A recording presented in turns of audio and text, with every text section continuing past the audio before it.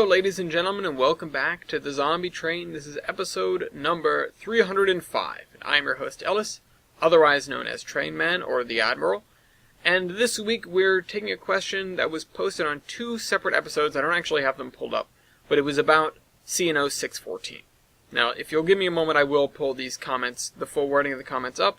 But I was checking up on 614 before the war, and as one may remember, if you were around back then, 614 was kind of it was a foam machine. It was a very well-regarded locomotive. It had a lot of modern fixings, because it was supposed to be used by Ross Rowland and his crew for a handful of modern excursions. In fact, just before the war, they were gearing up for, I think it was the Greenbrier Express, if I recall correctly, or the Greenbrier Limited, something like that. And they had a set of coaches and a set of, and the engine, etc., etc. And unfortunately, it didn't happen. It was canceled back in May before the Great Panic, but the engine was in Clifton Forge. I don't know if there were any plans to move it from Clifton Forge, but it was in decent shape there in Clifton Forge when we came across it. And this was an engine that we knew about. It wasn't like we stumbled upon this locomotive. I wasn't totally sure where it was, but of course I'd heard of 614 before. And it was one of the first ideas that we had all the way back at the beginning of the Zombie Train. So this, in the last episode, we're talking a lot about really OG Zombie Train stuff, because at the very beginning, we took 3254 over the Berkshires back to Rhode Island, and sort of, we figured out what its limitations were. And they were not maybe as high as they could have been. We didn't get the performance out of it that we initially wanted. A lot of that boiled down to me being,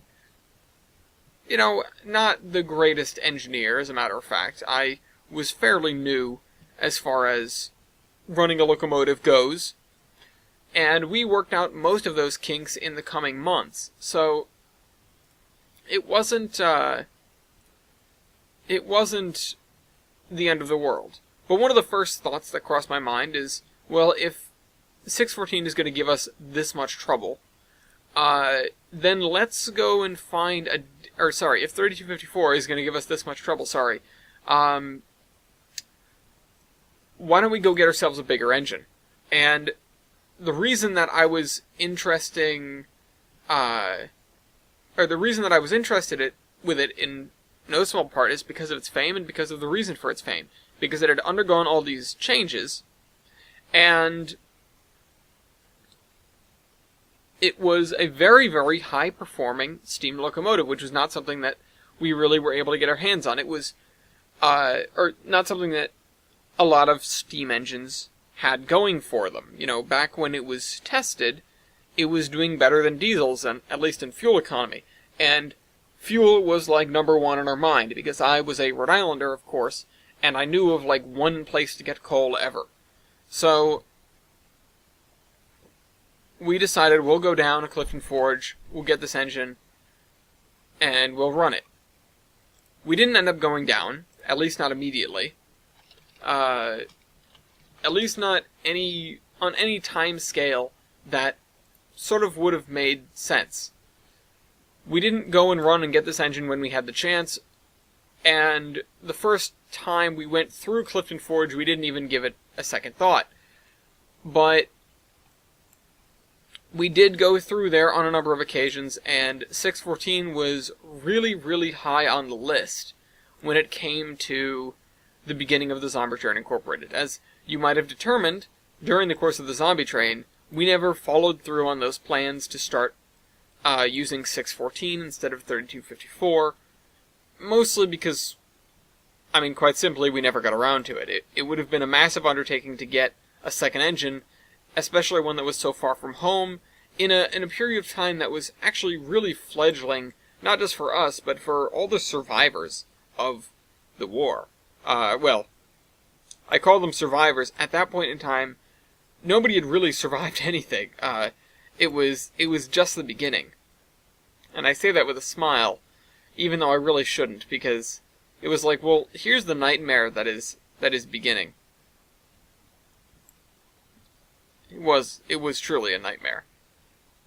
Anyway, so that encapsulates the beginning of 614 with us. And then 614 got out running, and it might have been the first Northern that we had running. Again, because 614 is in pretty good shape. It still is in pretty good shape, because we put it back in decent shape.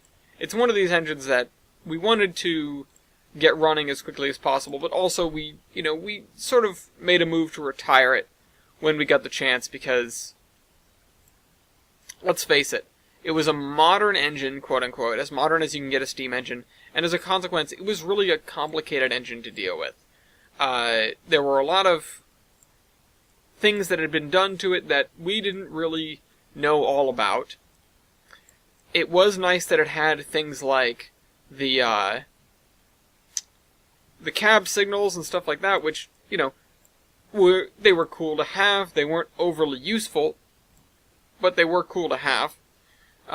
In the very beginning and towards the very end of Steam Power, on the Zombie Train Incorporated, or the Zombie Train in general, those were useful, because either you had enough working parts to have a functioning signal system still there, or, alternately, you had enough people to get a signal system running.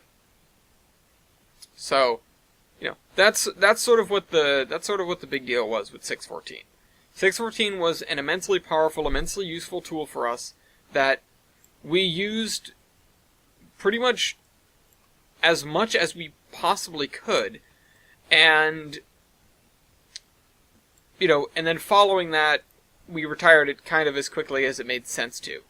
It wasn't a small decision to decide on that engine, and it was one of the first sort of really, really useful engines we sidelined. If you look at the engines that we had and engines that we didn't have, and engines that we did stuff with, there were a lot of engines that we got purely because we didn't have any other option. And then as soon as we started having other options, we made a move to retire those engines. 614 is not one of those. It was not one of the first to go.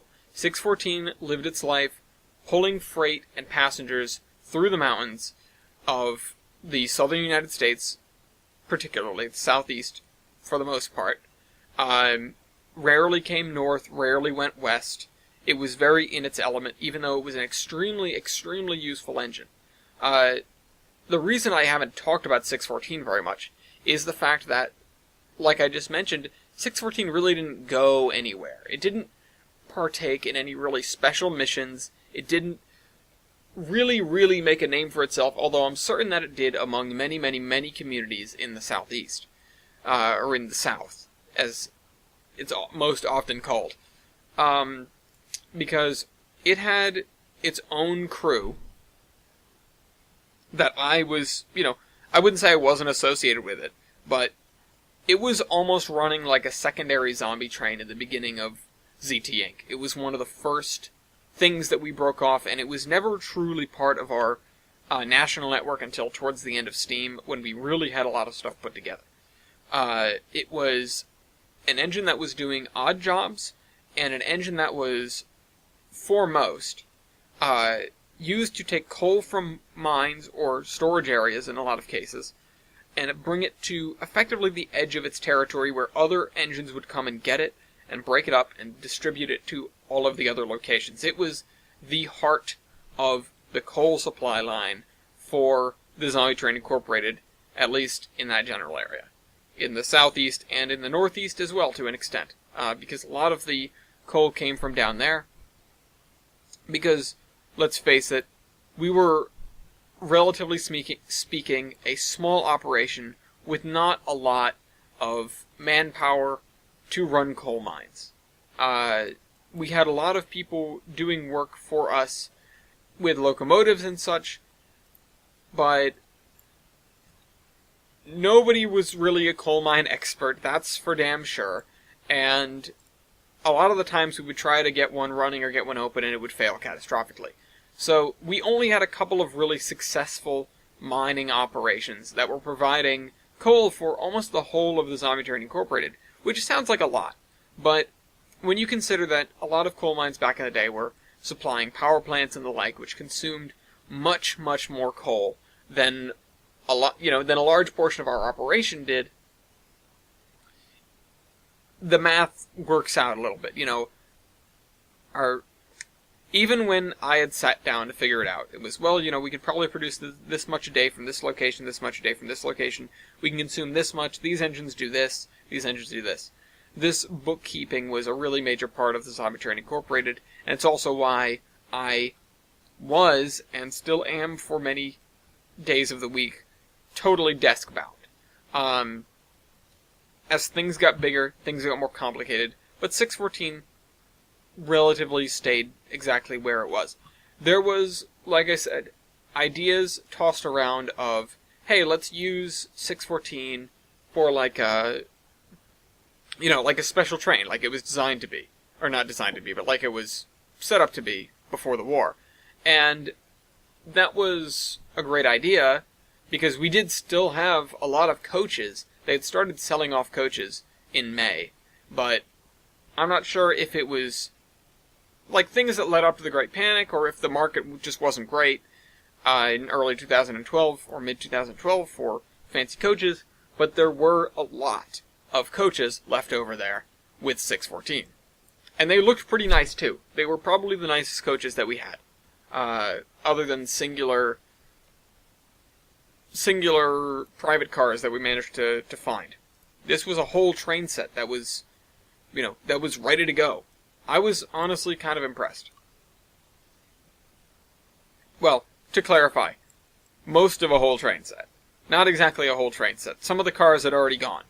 And there was also some other equipment there, and there was a diesel there, which was kind of a pain because it was in the way. But, Clifton Forge, for those who don't know, is a pretty major, coal terminal for the area. So, there was coal in the yard, and we then had the duty of figuring out where did all these coal cars come from, basically, where are the nearest mines, and which ones make the most sense for us to try and work with, try to adapt, try to make work. We figured it out, and it was ones relatively near there. Like I said, 614 did a lot of odd jobs, and it also was based out of Clifton Forge, being a relatively secluded town, although there were only a handful of survivors there when we arrived. But the town itself is fairly defensible, being where it is. Once we had cleaned the place out, which, in and of itself, not overly easy. There were a lot of suburbs, but a lot of these towns down there in the mountains and the hills, they were pretty defensible when you knew what you were doing. And knowing that Clifton Forge was going to be important, at least for this one important engine and a couple of other engines that ended up joining it,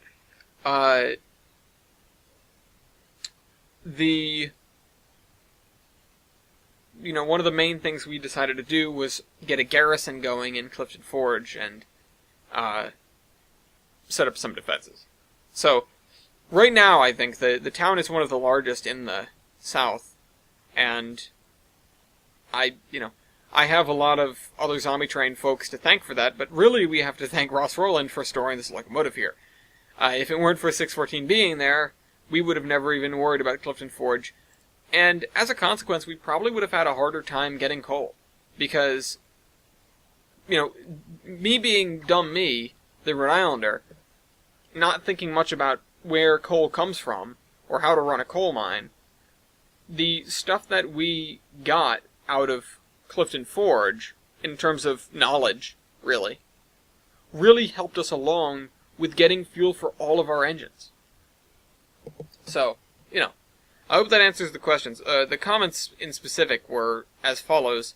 I just go back down. Shoreline Productions, what about Chesapeake and OS 614? What did it do during this time?